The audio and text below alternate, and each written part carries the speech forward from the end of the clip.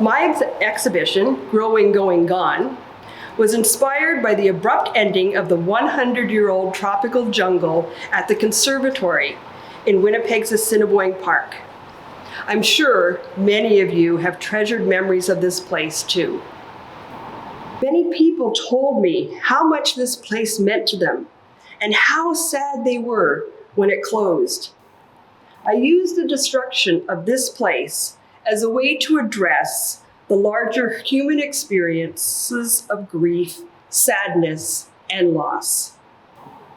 Why, may you ask, was I so attached to this tropical jungle in Winnipeg? The answer harks back to my idyllic childhood growing up in the tropical rainforest in the Congo, where my formative memories of the jungle environment are strong. I had a special hideout in the jungle, underneath the tall canopy of the forest trees.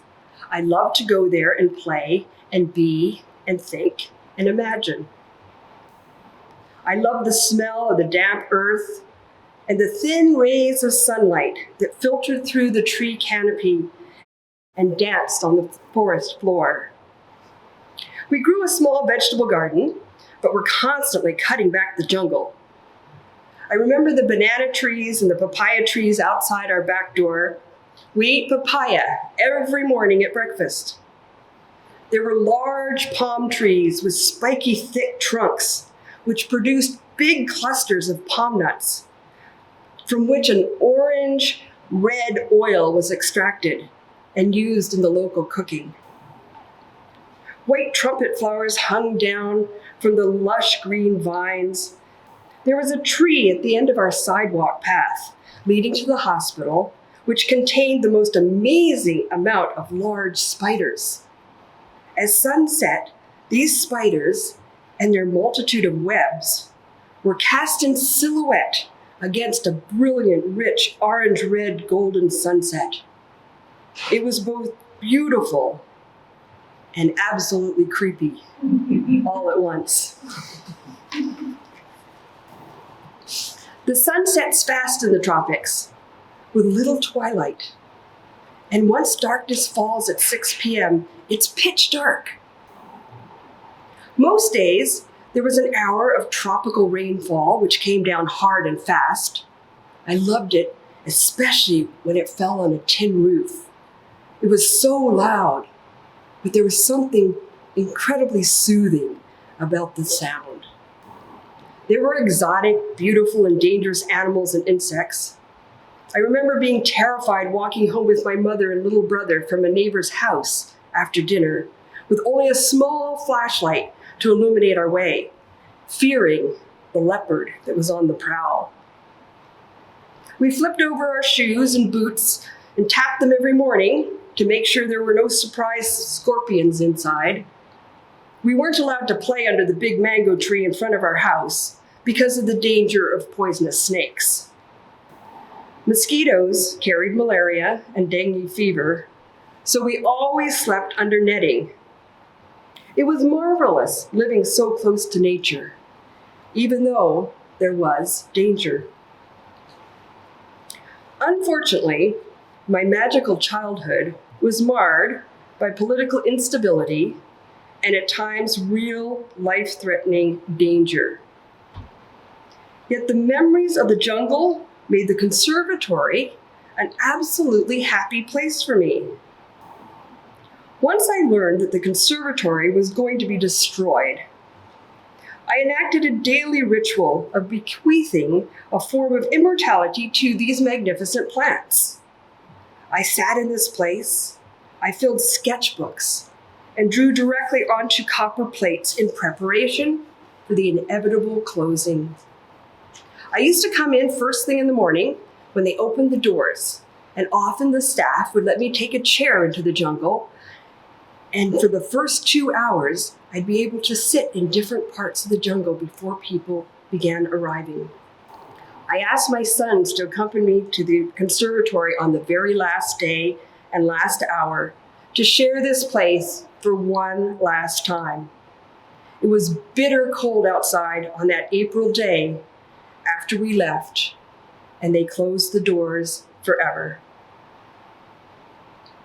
Once the conservatory was shuttered, I took the copper plates back to Martha Street Studio, where I applied an experimental electro-etching process to simultaneously alter both the negative and the positive plates using electricity, water, and sulfate. This experimental work was supported by a grant from the Manitoba Arts Council and the Winnipeg Arts Council through several residencies at Martha Street Studio. And I did an electro-etch residency with Alfonso Crujera in the Canary Islands, another tropical paradise. I'm part of a group of printmakers worldwide who are interested in less toxic, more environmentally friendly and responsible ways of working. Surprisingly, I discovered electro-etching in the high Western Arctic. The printmaking studio in Uluhatuk had been closed for 10 years when I arrived and just reopened. While we were cleaning up the studio, we discovered a large electro-etching unit in the back storeroom. With the help of one of the local Inuit printmakers, we cleaned it up and got it working. It was the first time I'd been introduced to electro-etching, and I was intrigued. The electro-etching process uses two plates in parallel, no more than 10 centimeters apart, and submerged in copper sulfate and water. Copper strips adhered to the back of each plate allow for the negative and positive alligator clips to be attached to these strips well out of the water. Once the electricity is turned on, an electrical current is completed between the two plates. In the electro-etching process, the positive plate produces a nuanced, tonally rich commemorative image, very much like a traditional etching, while the negative plate presents a slightly out of focus, dark, brooding, graphic image, which has no counterpart in traditional etching. I intentionally use this aspect of the electro-etching process to create a narrative in each of the large pieces for this exhibition. The positive, totally rich commemorative image speaks to what was. And I use the dark, brooding, somewhat out of focus, very black negative plate to represent the destruction of this place. Then I drew into the paper with graphite to express my emotional connection to the tropical garden at the conservatory. The drawings all spill off the paper on all four sides in an effort to process the finality of loss.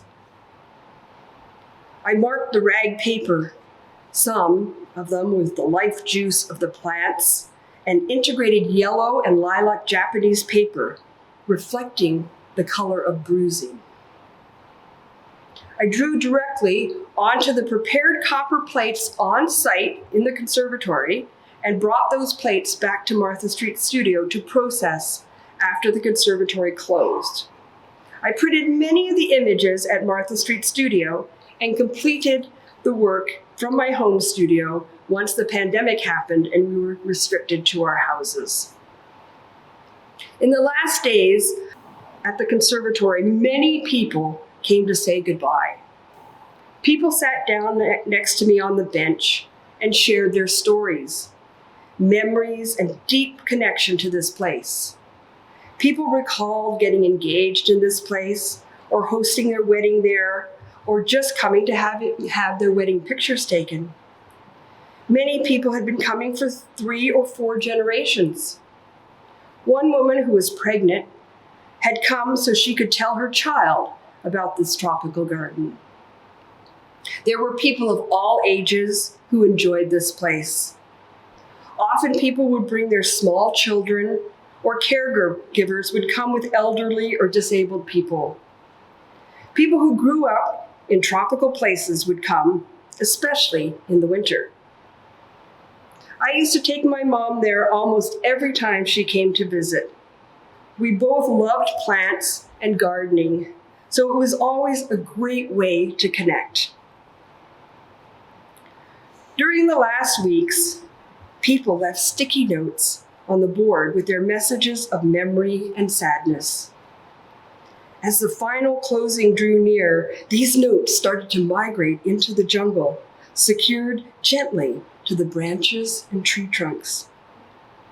If you look closely at each of the larger pieces that incorporate graphite drawing, you will find somewhere in the drawing an emotional emoji.